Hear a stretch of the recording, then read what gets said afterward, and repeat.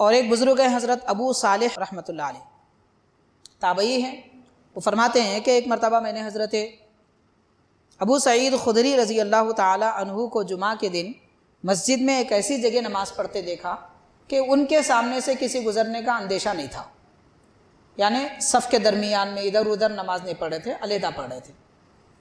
اس لیے حاضرین، لوگوں کو بھی چاہیے کہ جب وہ سنتیں نوافل وغیرہ پڑھیں تو ہٹ کے پڑھیں،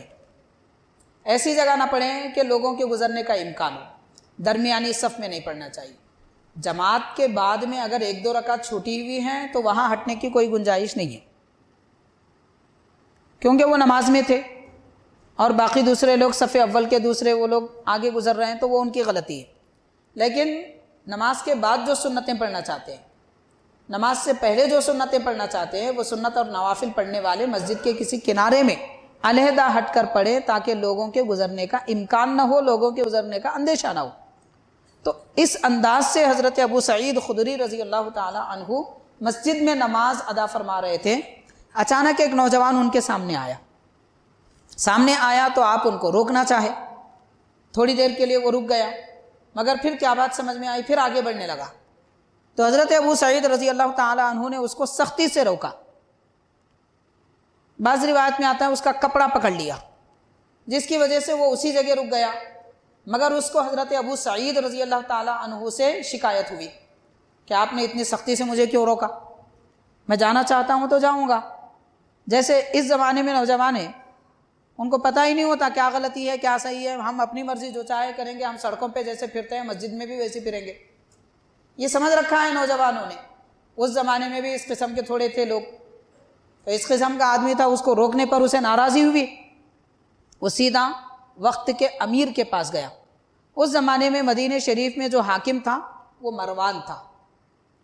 تو مروان کے پاس گیا۔ حضرت ابو سعید رضی اللہ تعالی عنہ نے نماز سے سلام پھیرا، لوگوں نے کہا کہ وہ آپ کی شکایت لے کر بادشاہ کے پاس گیا ہے، حاکم کے پاس گیا ہے۔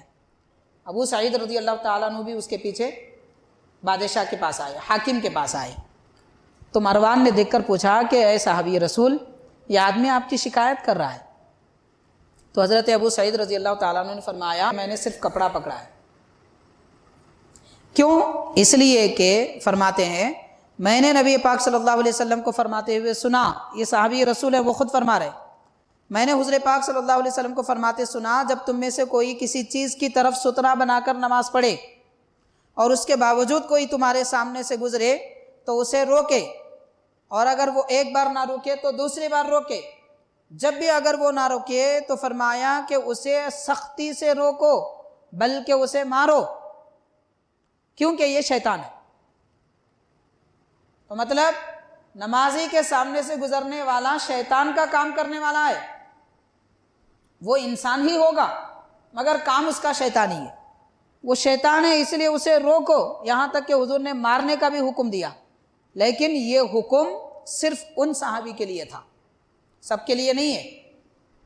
یعنی نماز کی حالت میں کوئی نمازی کے سامنے سے گزر رہا ہے، اسے روکنے کی اجازت ہے۔ کیسا روکنا چاہیے وہ مسائل ہیں، وہ میں انشاءاللہ ابھی تھوڑی دیر کے بعد عرض کروں گا۔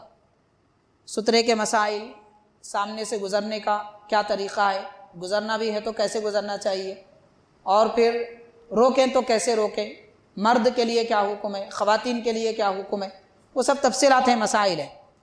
لیکن یہ جو حدیث پاک میں آیا ہے، یہ حدیث شریف صحیح بخاری میں، لیکن یہاں مارنے سے مراد مارنا ہر ایک کے لیے حکم نہیں ہے، بلکہ سختی کے ساتھ روکنے کی اجازت ہے، یہ مراد ہے۔ پھر جو حکم آیا تھا وہ ان صحابی کے لیے تھا، اس لیے ان صحابی نے بھی اس پر عمل نہیں کیا، حضرت ابو سعید رضی اللہ تعالیٰ عنہ نے بھی اس پر عمل نہیں کیا۔ آپ کیا فرما رہے ہیں کہ میں نے اسے سختی سے نہیں روکا، صرف اس کا کپڑا پکڑ لیا۔ سرکار تو یہ فرماتے ہیں کہ مار سکتا ہے، کیونکہ وہ شیطان ہے، نمازی کے سامنے سے گزرنے والا شیطان ہوتا ہے، مطلب شیطانی عمل کرتا ہے۔ نمازی کے سامنے سے گزرنا اتنا بڑا گناہ ہے کہ وہ 40 سال بھی ٹھہرا رہے تو ٹھہر جائے گا، مگر اس کا گناہ معلوم ہونے پر سامنے سے نہیں گزرے گا۔ اتنے بڑے گناہ، اور ایسے گناہ کہ نمازی کے سامنے سے گزرنے والا زمین میں دھسا دیے جانے کو پسند کرے گا مگر سامنے سے نہیں گزرے گا۔ اور سرکار نے تو یہ فرمایا کہ نمازی کے سامنے سے گزرنے والی کی ہڈی پاؤں کی ٹوٹ جائے، لیکن وہ نمازی کے سامنے سے نہ گزرے، کیونکہ ہڈی ٹوٹنا آسان ہے اور سامنے سے گزرنا اس سے بڑی مصیبت اور مشکل ہے۔ حاضرین کرام، یہ روایتیں، یہ احادیث شریفہ جو سامنے سے گزرنے کے متعلق بطور وبال اور بطور سزا کے بیان کی گئی ہیں،